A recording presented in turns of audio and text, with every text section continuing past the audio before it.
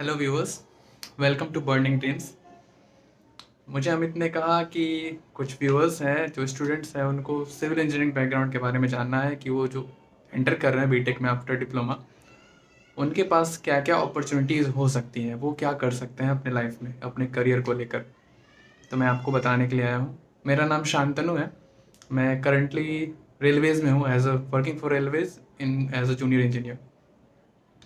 आप जब college enter कर रहे हो तो आप ऐसे थ्रेशोल्ड पे हो जहाँ से आप अपने करियर को एक दिशा देने वाले हो, सीधी सी बात है। तो आपको ये अभी डिसाइडेड होना चाहिए कि आप करना क्या चाह रहे हो, आप किधर जाना चाहते हो। अपॉर्चुनिटीज़ आपको उस हिसाब से ही मिलेंगी। आपके पास प्राइवेट में अपॉर्चुनिटीज़ हैं, आपके पास गवर्नमेंट सेक्टर में अपॉर्चुनिटीज़ है, या फिर आपको सिविल इंजीनियरिंग बैकग्राउंड से अगर जुड़े रहना है तो आपको कुछ स्किल्स हैं जो आने चाहिए। आपको अगर वो आता है तो आप खुद का कुछ स्टार्टअप कर सकते हो, कुछ स्टार्ट कर सकते हो, रियल इस्टेट से जुड़े रह सकते हो। सीधी सी बात है। जहाँ तक प्राइवेट सेक्टर की बात है, सबसे पहले मैं प्राइवेट सेक्टर से स्टार्ट करता हूँ, जो कि मैं बोल सकता हूँ एज अ ड्रॉबैक ले सकता हूँ इसको, एज अ कोर। क्योंकि मेजर रिक्रूटमेंट जो होता है प्राइवेट सेक्टर में, वो आपको गेट एग्ज़ाम से होती है। जो आपके एनटीपीसी हो गई, जो पीएसयूज हो गई, वो रिक्रूट कर लेते हैं। और एग्जीक्यूशन वाला जो पार्ट होता है किसी भी प्रोजेक्ट का, वो लोग कंडक्ट करते हैं। ठीक है। तो प्राइवेट सेक्टर में आपका जो जैसे बड़ी बड़ी कंपनीज हो गई, जैसे एल हो गई, लैंको हो गया, टाटा कंस्ट्रक्शन ग्रुप हो गया, इन सब में जो भी रिक्रूटमेंट होता है तो वो ऑफ कैंपस ही, ऑफ कैंपस तो निग्लिजिबल है। अगर होता है तो उसमें एक्सपीरियंस मांगा जाता है, 5 year experience, 7 year of experience. तो आप लोग तो फ्रेशर रहोगे उस टाइम पे, आपके पास तो कोई वर्किंग एक्सपीरियंस होगा नहीं। तो वो आप कंसिडर नहीं करके चल सकते हो कि मैं निकलने के बाद, या फिर किन्हीं किन्हीं का होता भी है तो वो नेग्लिजिबल होता है कि उन्होंने कोई एग्ज़ाम रिटन क्रैक किया और इंटरव्यू कॉल किया, उसके बाद फिर एचआर इंटरव्यू क्रैक किया और एलएनटी में वर्क कर रहे हैं। तो वो रेयर होता है, क्योंकि ये ऑफ कैंपस प्लेसमेंट नहीं होता है इन कंपनीज़ में, बिहार में खासकर। तो आपके पास ऑप्शन बचता है, क्योंकि जो बड़ी बड़ी कंपनीज थी वो तो आईआईटीज़ एनआईटी से रिक्रूट करके चली गई, वहाँ से उन्होंने स्टूडेंट ले लिया।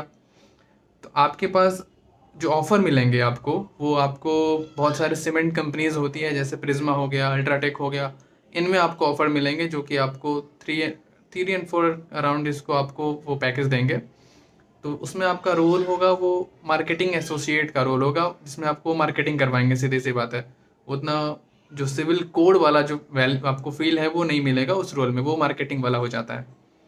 तो इस ये एक ड्रॉबैक कह सकता हूँ कि जो आपका आईटी सेक्टर देता है स्टूडेंट्स को, वो मिनिमम, जैसे आप आईटी सेक्टर से हो, सीएससी से हो, ईएससी सीएससी से हो, या फिर ईसीई से हो, या फिर कोई भी आईटी ब्रांच से अगर हो, आपके कोडिंग स्किल है, आपको प्रोग्रामिंग्स आती है, तो आप बहुत सारी कंपनीज है ग्रो कर रही हैं। 1990s के बाद अभी तक वो ग्रो बहुत ज़्यादा ग्रो कर चुकी है और कर भी रही हैं। हमारा जो पूरा इंडस्ट्री है वो स्विच कर रहा है आईटी इंडस्ट्री की ओर। तो अभी भी ग्रोइंग स्टेज में ही है, बहुत सारी कंपनीज हैं डेवलप हुई हैं, हो रही हैं। तो उनमें बहुत सारी अपॉर्चुनिटीज़ हैं, अभी भी हैं। तो उनको ज़्यादा अपॉर्चुनिटीज़ मिलती है एज़ कम्पेयर टू जो कोर वाले हैं। कोर वालों के लिए आपको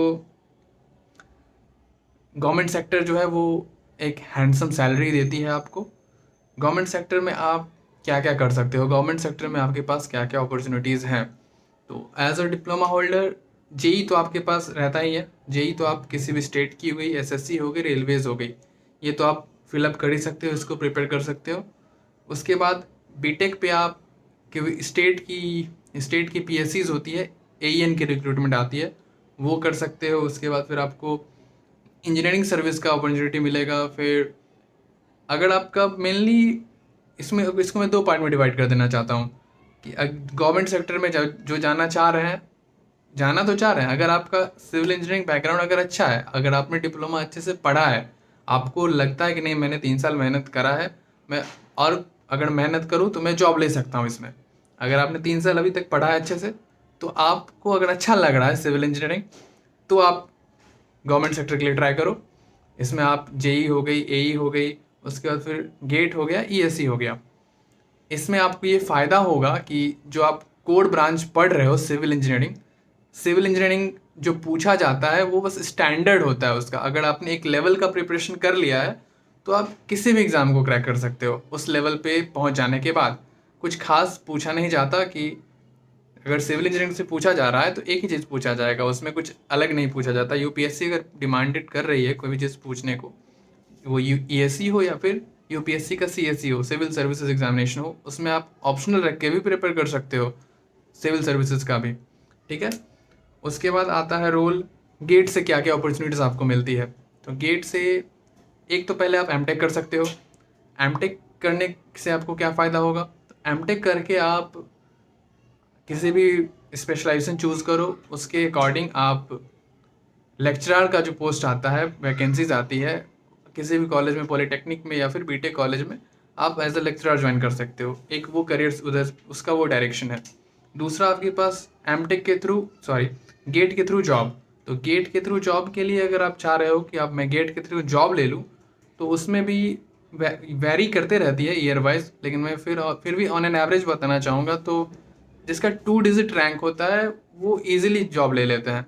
उनको कॉल लेटर आती है बहुत सारी कंपनीज से, पीएसयू से, आईओसीएल हो गया, एनएचएआई हो गया, फिर तुम्हारा बार्क हो गया, इन सारी कंपनी से उनको कॉल लेटर आती है। इंटरव्यू प्रोसेस होता है, इंटरव्यू क्रैक करने के बाद उनको ज्वाइनिंग मिल जाती है। तो अंडर 100 अगर रैंक है गेट में तो आप इजीली इसको ले सकते हो, ठीक है। ये तो सारा हो गया गवर्नमेंट सेक्टर में आप कैसे कैसे क्या क्या कर सकते हो। दूसरा, अगर आप सिविल इंजीनियरिंग आप पढ़ चुके आए हो या फिर आपने ले लिया है बीटेक में, आपको interest civil engineering branch paper में है नहीं, अब आप क्या कर सकते हो। तो पहला यहाँ यहीं फिर आपको डिसाइड करना है कि आप यहाँ से क्या करना चाहते हो। पहला, स्किल पे ध्यान दो।